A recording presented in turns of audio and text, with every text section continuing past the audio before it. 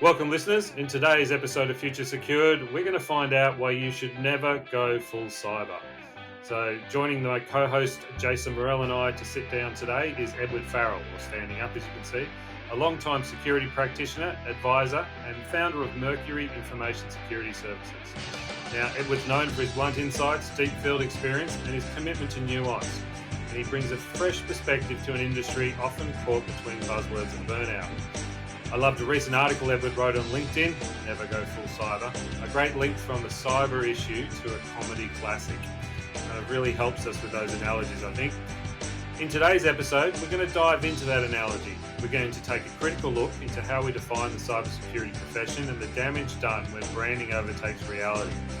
The conversation will challenge the assumptions we've normalised, the language we use, the culture we enable, and the way we position security within business, government and society. So I'm really looking forward to this one. Thank you for joining us, Edward, and over to you, Jason, for the first question. Thanks, Tommy. Edward, it's been a long-time fan of your work, as you know, so was keen to get you on and pretty much just wind you up and let you go. There wasn't going to be too much in the way of guiding it. I was going to let you sort of take it wherever you want to go. So the floor is yours, mate. Give us just probably for people listening, a bit of a background on how you ended up where you are now. It's just sort of the short history of time into cyber or whatever we end up calling it today. It's well, Jason. As I said, thanks for having us here. I also enjoy the work you and your team do as well, including your latest report. I was glad to see someone actually having those discussions online in terms of sort of gauging where our industry is at and some of our resourcing and personnel pieces. I think it's a very complex issue that we do need to walk through. But as Tom introduced me, Edward Farrell, I've run my own cybersecurity practice now for 10 years. And before that, I worked for two other organizations in what is now cyber, or what was back then information security, both in terms of some of the governance functions as well as pen testing, which is where I really enjoyed doing my work and building out my skill set. Before that, however, I was a network engineer, and leading into network engineering, I started off on a help desk during 2005, making $12.50 an hour before building out my skill set and growing over time into where I'm at now, where I have a pretty solid team of practitioners in my own company, and we love what we do, and we love growing and discovering and learning a lot ourselves. So it's probably now earning less than $12.50 per hour in your own business, mate. So. You know what? It was interesting. There was a piece that got flagged probably about 4 years ago in one of the other domains I operate in, where they called it out. Look, once you get individuals to a certain salary bracket, they're happy, and throwing more money at them doesn't necessarily make them happy. Whereas throwing good work at them and creating an enjoyable, respectful environment where you're not sitting in Zoom meetings for 8 hours a day, achieving nothing, that I think has more purpose. And I'd even say when starting Mercury, one of the first things I did was actually, all right, well, how much money do I need to eat and to live? And surprisingly, it's liberating when you go through that, and then you can think through, well, whilst I'm a techie from a resource management and an operational standpoint, things don't need to be more complex than we often make them to be.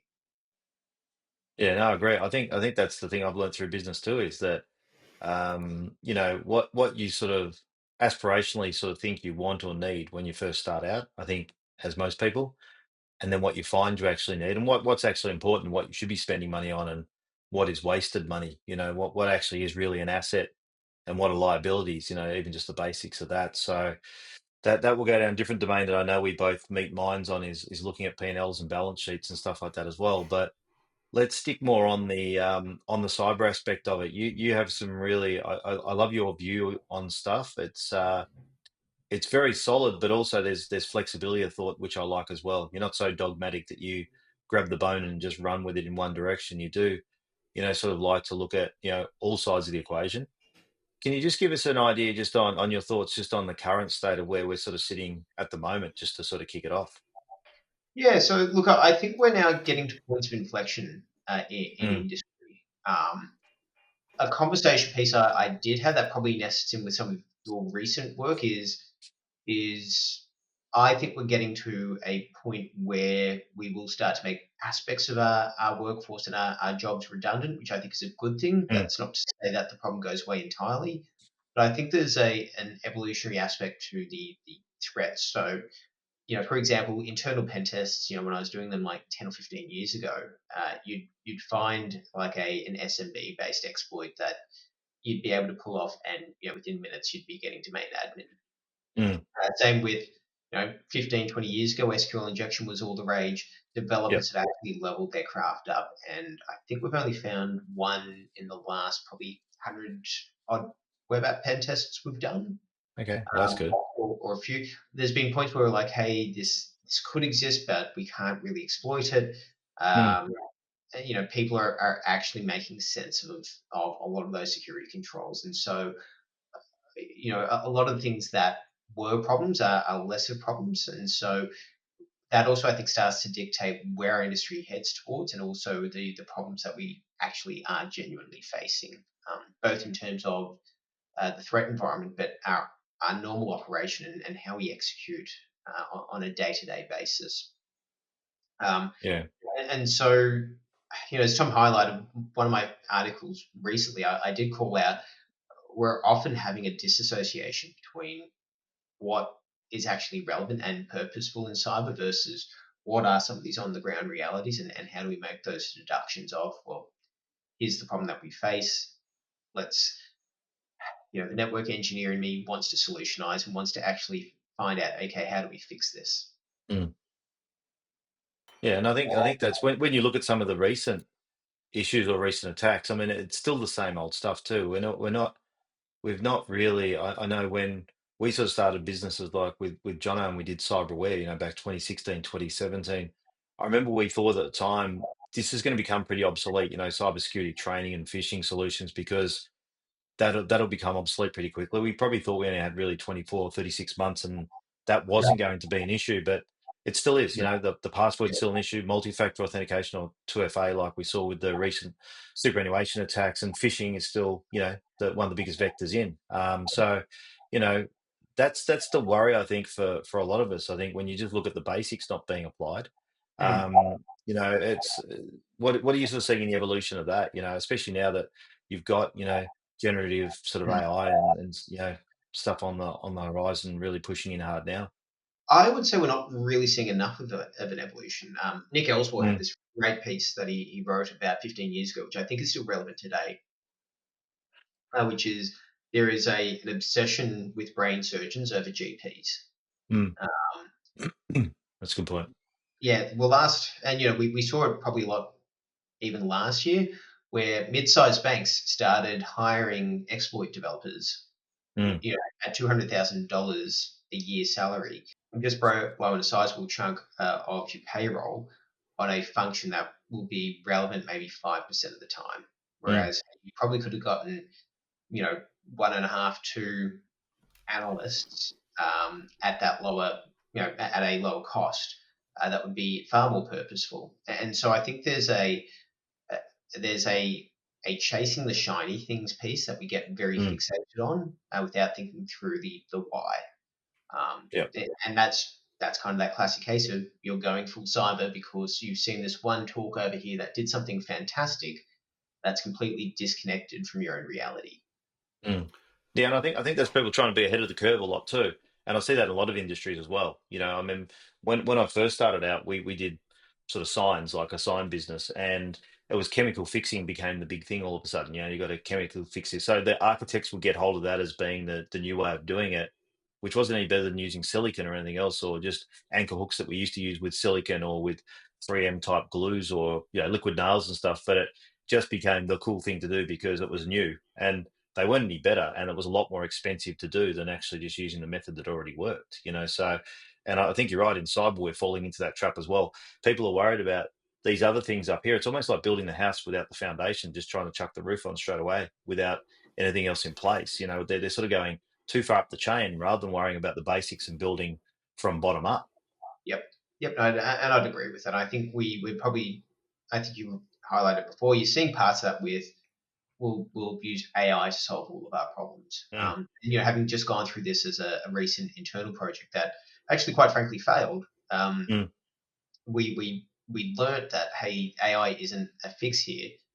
Maybe a bit of augmentation and maybe a bit of process re-engineering will deal with this problem here. We saw the same with certain reporting automation tools that we're trying to explore internally. It's like, well, the cost of that tool is actually far more than someone's days of actually building this thing over here. There's, once again, we're able to get a bit of a balance with an augmentation piece, but it's coming back to that resource utilization and trying to qualify what it is you're trying to do and how you can achieve it efficiently. Yeah. One of the things I think is interesting, what you're just talking about there, is the way that our human biases kind of fall into this decision-making processing. And I think, some of my favorite ones are people don't get in the ocean very often, so they assign a disproportionate risk of getting eaten by a shark. Commercial airlines, one of the safest industries in the world. You don't hop on a plane very often. You think it's going to crash.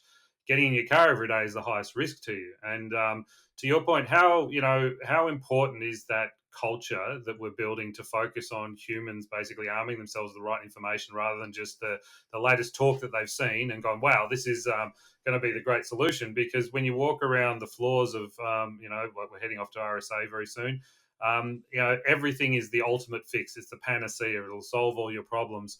Jason and I were just speaking to someone else on the podcast recently who said, we are the best at the moment that you can get, but we know that doesn't mean that someone couldn't hack us today or, take us over. And so to that kind of honesty and awareness leaves them always looking for the holes and the gaps. So how much is it the human bias is playing into this and the culture that needs to be kind of like better built so people aren't going full cyber all the time? That's an expansive question there, Tom. I think I think you do flag an interesting point of what's actually causing this factor of people jumping to certain conclusions or other activities. I think one, there's a critical analysis piece that I would even say as techies we often overlook, especially from what's the fundamental considerations around the human condition? Is someone trying to exploit us commercially? And I think as practitioners, we often overlook that reality. I would also say there's a consideration on, and I think this plays into the piece that was put out before by ACN in terms of where our skill shortages are actually playing out. One of the things that we have at Mercury, for example, is most people start off in an associate consultant position where you're very much the apprentice. You are learning on the ground. Here are the tools. Start playing this through and start leveling up. I just attended a wedding this weekend of one of the guys that went through that program with us and now leads a team at one of the major service providers, and is there with another guy who also went through that same cohort, who then led the blue team for a major ISP. So, that function, that process works in generating those critical faculties. We've seen it throughout human history. That model of apprentice, journeyman, and master is effective, and it does play out, but it does require identification of resource planning. It does require hey, don't jump straight over to the sexy thing. Think of the 4 or 5 people you need on the ground doing the churn and how you turn that into a training environment. And those are the things that we overlook. So I think that process of generating capability and turning that into a training environment, so that when that person becomes a decision maker, they have the capacity to go, no, that doesn't look right. And I think that's also another thing to think about is how many CISOs do you know that probably have their bedside clock flashing 12 because they've just turned up from an adjacent industry. And I think that's another thing to think through is how do we identify that skill set where you are the decision maker in this domain, but you don't necessarily have the right tools or the background experience to say, hey, this is the right decision, not this one over here where I'm getting a bunch of information blasted at me that I don't have the ability to critically think through. Um, and I've seen that in one of my other occupations where our leadership cast comes from a space where the leader is, in a very Henry Fordian sense, always right. Mm. And that skill set gets transferred into the technical domain. You need to actually talk to your technical SMEs.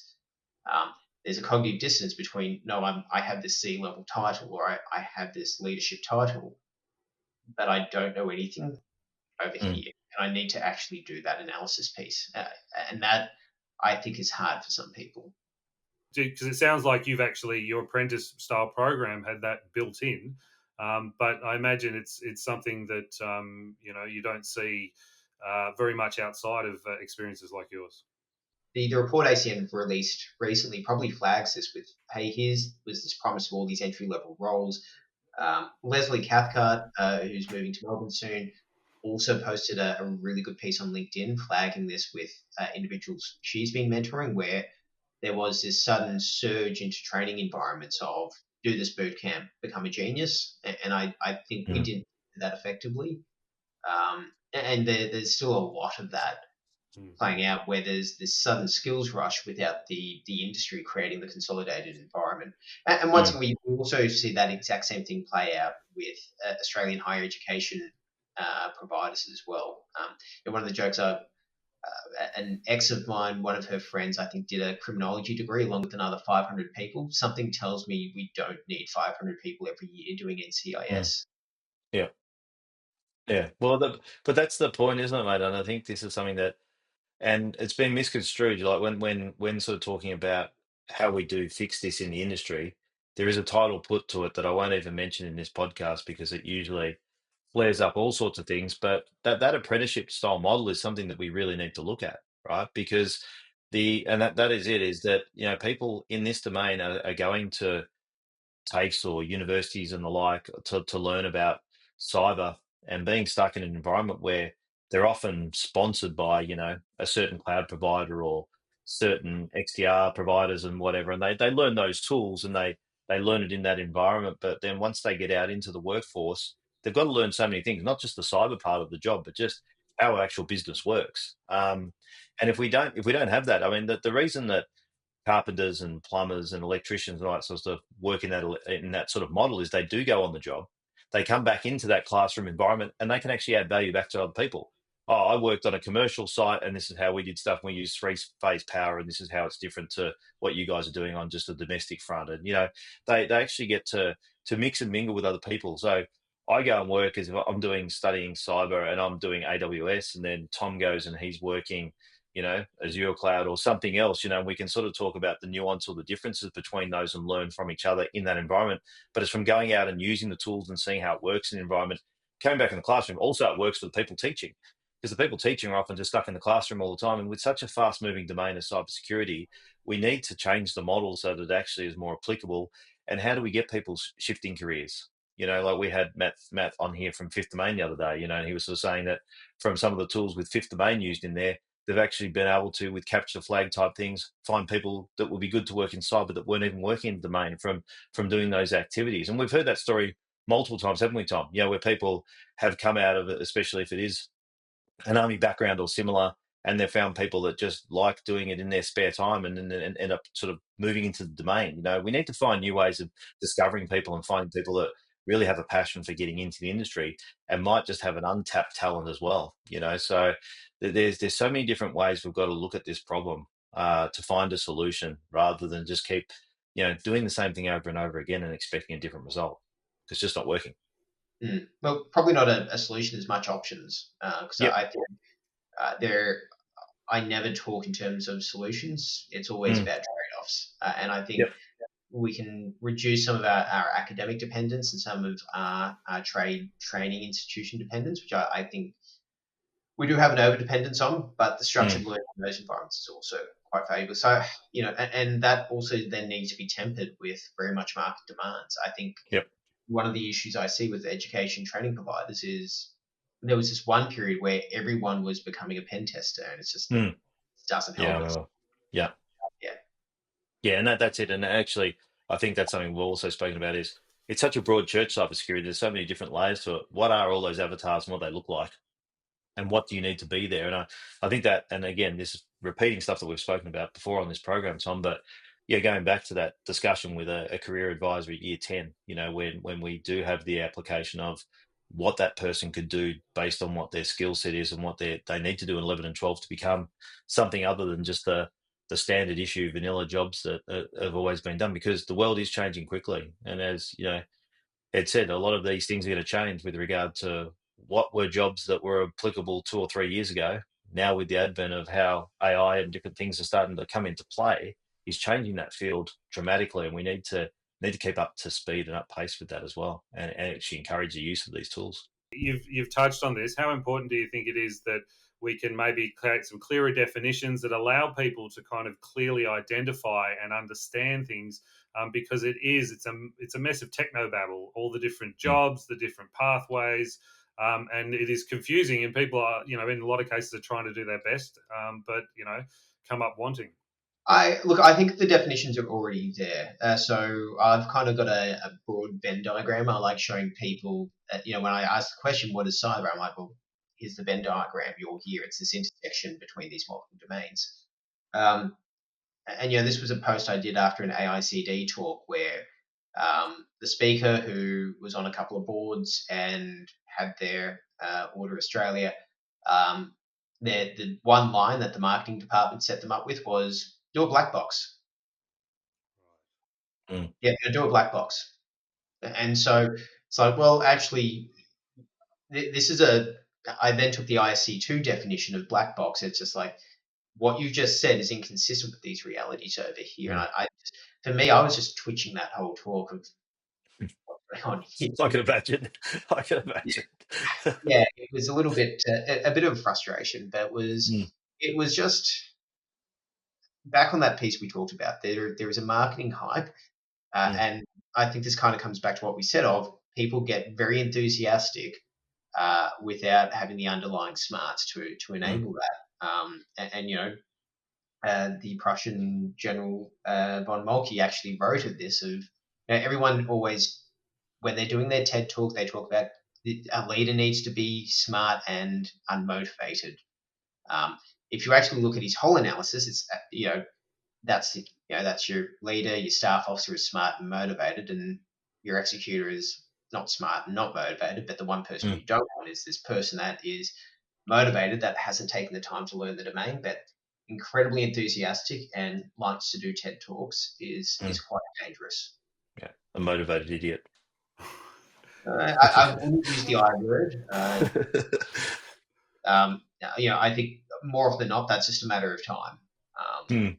And if that person is willing to learn and grow and develop, great. If not, and there's no accountability, and no capacity to adapt, well, Charles Darwin has some interesting theories of how that plays out. And you certainly see this in the Israeli tech startup space, where it's, hey, we'll fail fast, and then we'll learn from our mistakes and we'll do it all over again. Mm. Which I think helps culturally with how Israel operates, where they do have the operating environment to do that quick adaptation and education, and even with culturally, the belief that you're not a real founder until you've failed a couple of times, through to Mm. if you've ever read Startup Nation, it just goes through the underlying cultural fabric that enables that. I think here in Australia we probably lack a little bit, and I don't think we're going to re-educate almost 170 years of cultural attributes to correct uh, those beliefs. So we've kind of got to deal with what we already have here. So, and that Mm. also includes getting things out quickly, as opposed to having that more fastidious approach. And that being said, I'd even say there's elements of that quick approach that we've probably inherited a little bit from the Americans, but also based on where our industries have evolved, certainly in the last 40 years, I think we've also changed away from that sort of tradesperson approach to, but yeah, I think we've gone from that commonality of tradespeople and that master craftsmen to now we are almost behaving like real estate agents and car salespeople, and that's Mm. become our core fabric. And I think that's probably going to be an interesting idea I might have to explore and entertain in the written form a little bit more later. But I think I think that back on your point of we're shooting from the hip and we're going fast, I would agree with that to an extent.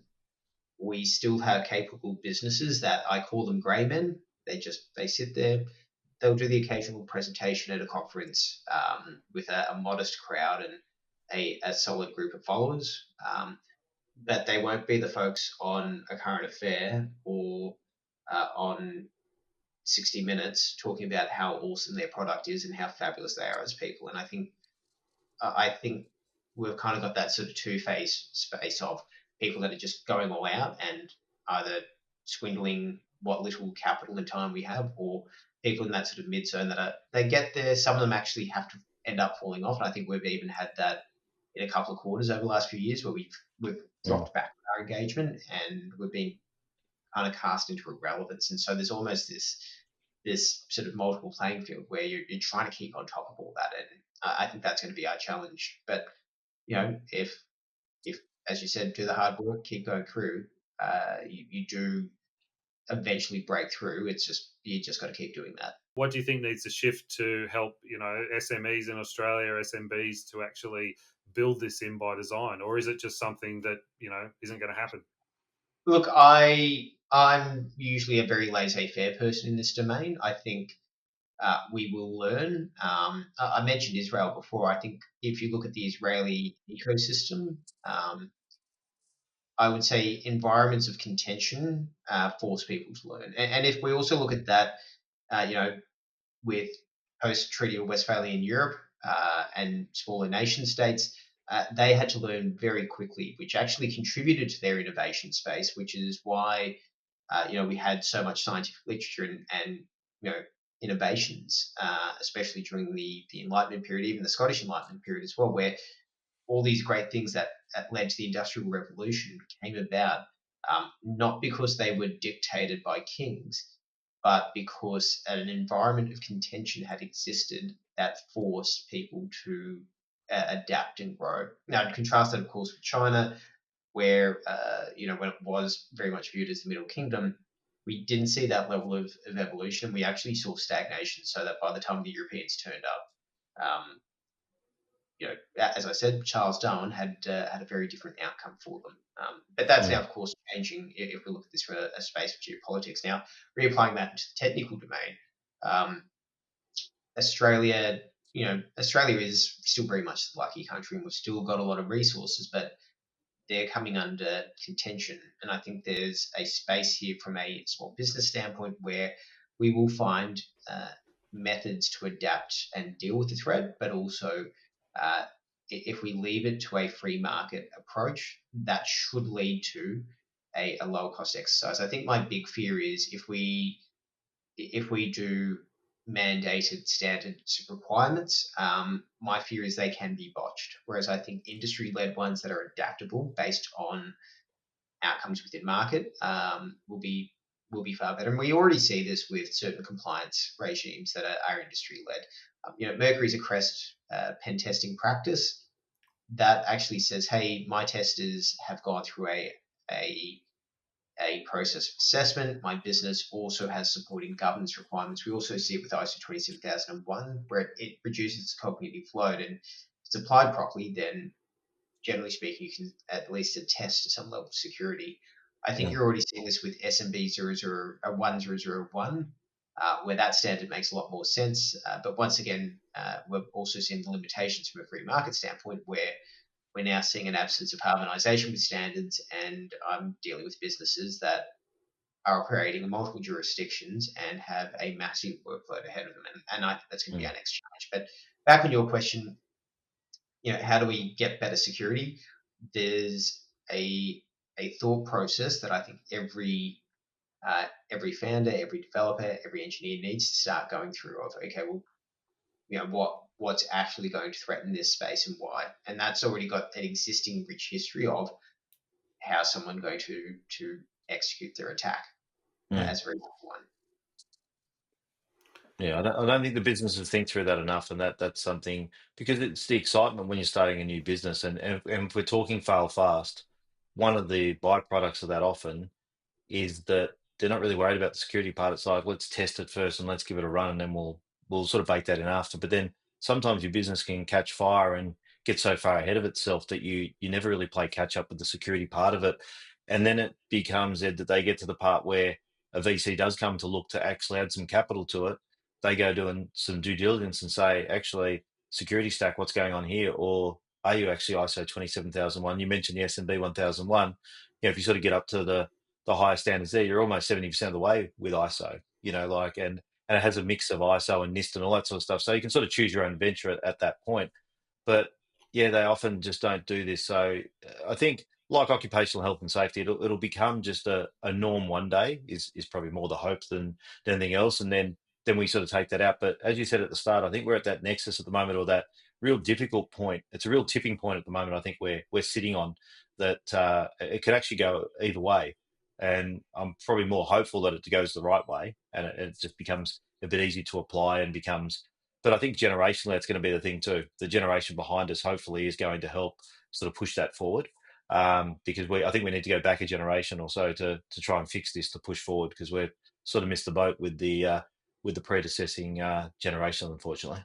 Yes and no. Look, I just want to share an experience that we've had over the last 2 and a bit years, where we had a compliance standard that we had imposed on us, which required, I believe, one person on FTE for about 6 months, plus about $200,000 with software and a whole heap of other equipment. Um, that was imposed on us by a particular entity, and it made, when we got to the end of it, one, it made no sense. Two, I Mm, assessed that we were actually in a less secure state for having gone through that. And three, we actually lost elements of business visibility, which for me translates directly through to security. mm, Um, and that was because a particular individual who 3 months before he became a cybersecurity genius was a woodworker said, no, no, do the standard, and you've got to do it this way, and there's no other way. wow. And so my fear is, whilst we're talking through, oh, we can put all these standards in and we can Mm, redo all these things. I tell you what, as a small business owner, I empathize with the fact that most people care more about the survivability of the business than someone who turns up and sprouts how awesome they are at cybersecurity. And I call the behavior the same thing as, I believe the behavior for me is akin to the 13-year-old girl that just found their mother's lipstick and just went crazy. mm. And so you see that way too often with auditors, where they get very fixated on, no, no, you've got to do the standard, you've got to do it this way, and if you don't, you're in a lot of trouble. Mate, are Yeah. you absolutely sure about this? Yeah, I think one of the things I think that I've sort of noticed in, especially just walking around the streets here and most places now, is most houses have cameras now. Like, if you sort of think from a security point of view, most people have security screen doors, deadlocks, all that sort of stuff. It's sort of the fear of your house getting broken into, and in some parts of Australia has become a lot more of a reality, but it has actually upped the security there. I'm just wondering if that has a flow through, to say from a business context as well. Businesses always try to secure themselves, but the online aspect, or the easiest way into your business, often doesn't get thought about. So I just think we need to make that easier for business, and it just needs to be really basic controls and simple stuff that can be applied. And I think those habits need to be applied a bit earlier before they get into business. You have to register your business for, GST and for, obviously for tax purposes for the business. But I think we could actually just have some really basic cybersecurity, requirements for businesses before they start that could be part of that as well, just to sort of get them on the pathway. Because I remember an IBM study a few years ago that just showed that just having, strong password manager, or unique passwords and multi-factor authentication, which was 2FA at the time when this was done, gave you a 72% less of a chance of actually being caught in a phishing attack, right? Because you've got that extra layer in there. So, I think there are some basic things that aren't overly onerous on the business that we could actually do and teach and apply from a starting out sort of point of view, because a lot of people accidentally start businesses or just need to register an ABN for certain purposes. And if we could sort of throw something in there that didn't overly burden the business but protected the person and the business a bit more, that's where I think we should start. And then it's, build from there. But we need at least the basics in place, I think. I'd agree, but also I said it before, as an industry, we're obsessed with surgeons and we disregard our GPs. Yeah. So, I think one question to ask your audience: who wants to become the phantasmagorical reverse engineer, making a ridiculous amount of money and doing talks internationally, or for a little bit less and a little bit less pressure and a little bit more fastidiousness and operating in what I call the grey man zone or the grey woman zone? Who wants to just be the cool, calm, collected operator that just locks down a business and does the very vanilla, bland stuff? Yeah, Culturally, and that's what we've got to sit. Yeah, I think I almost looked at it like a nursing sort of environment almost, and sort of looking at, what do you want to do? I mean, nursing, you can go to whatever level you want to, if you go to critical care nurse or, all those sorts of things, but just your sort of run of the mill nurse that runs and looks after as many patients as possible, but keeps them protected and getting better is, what we need more of at the moment, rather than that sort of confusing or upper level stuff, which often does cause more problems than they actually solve. Yep, but I'm the 13-year-old girl that just found mum's lipstick. I'm going crazy. I'm in cyber. Yeah, that's right. And my whole face is lipstick. Actually, my whole body. Now you look like a Joker. So, Yeah. So to kind of wrap us up here today, what looking forward, Edward, what's kind of the biggest risk you think we're going to face in 2025, and where would you like to see the main piece of cultural change happen in Australia's cyber community over the next few years? Look, I think the biggest risk for me will always remain insider threats. Let's park, foreign intelligence services. Let's park organised crime. Back on that piece we were talking about, the people getting excited by cyber. What happens when we come down from that? What happens when we're disenfranchised, or what happens when the exploit developer loses their ridiculously massive salary because the business realizes they don't need an exploit developer? Or worse yet, you have someone else, say here in Sydney where I live, who's making a high six-figure salary, living paycheck to paycheck because weekends out and their ridiculously priced property are too expensive. At what point do other commercial interests start playing out to those people? That leads to an insider threat event. For me, that's actually my biggest fear. Is we're so fixated on what's happening outside. More often than not, we fail to look at underlying predispositions and then catalyst events that lead us to attacking each other. And I think there's a whole body of knowledge that needs to get built out in that space. And, I mean, when you look at the New South Wales law courts, I mean, allegedly it was a bucket that, wasn't configured correctly where all of that stuff was lifted from. I mean, a lot of this stuff is, before you even get to someone being malicious, is just someone not doing their job properly or not having the skills for doing their job. I was about to say not trained in how to do their job properly because at some point in whatever course they were doing, they learned how to format a Word document and read off an overhead projector slide. They probably didn't get hands-on experience.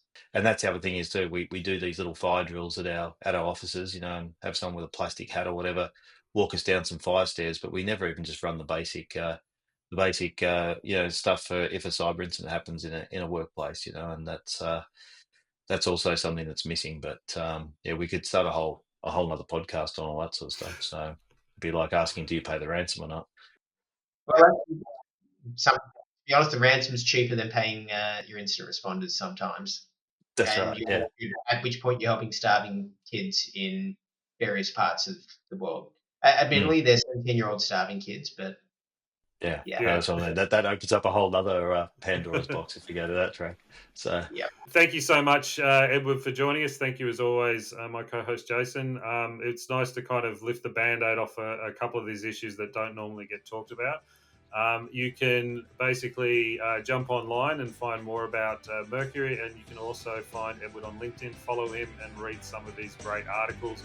I find them very stimulating, and it's great to spark conversation because conversation is really important, and the more knowledge you've got, knowledge is power. It enables you to make good decisions. So thank you, Jason, as always, and thank you, Edward, for joining us. Thanks, gentlemen. Thanks, guys. Thank you.